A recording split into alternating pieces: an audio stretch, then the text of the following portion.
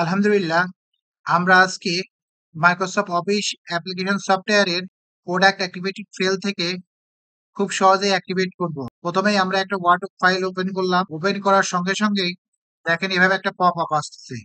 এর কারণে আমরা কোনো কিছু লিখতে পারতেছি না এবং ট্যাব মেনুর আন্ডারে যে রিবন গুলো আছে সেগুলো ইনভিজিবল দেখাচ্ছে। তো আমরা প্রথমেই দিস পিসিতে যাব। দিস পিসি যাওয়ার পরে সি ড্রাইভ ওপেন করব। সি ড্রাইভ ওপেন করার পরে প্রোগ্রাম ফাইলে যাব। প্রোগ্রাম ফাইলে যাওয়ার পরে সার্চ অপশনে ওএস ডাবল পি লিখে ইন্টারফেস করব এবং ইন্টারফেস করার সঙ্গে সঙ্গে দেখেন তিনটা এভাবে অপশন আসবে।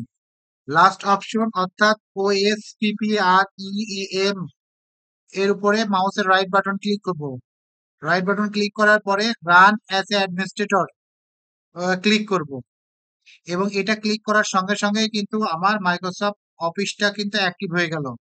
অর্থাৎ এই অ্যাপ্লিকেশন সফটওয়্যার এখন কিন্তু আমরা মাইক্রোসফট অফিসে বা এক্সেলে বা পাওয়ার পয়েন্টে বা অ্যাক্সেসে সব লেখালেখির কাজ করতে পারবো। ধন্যবাদ।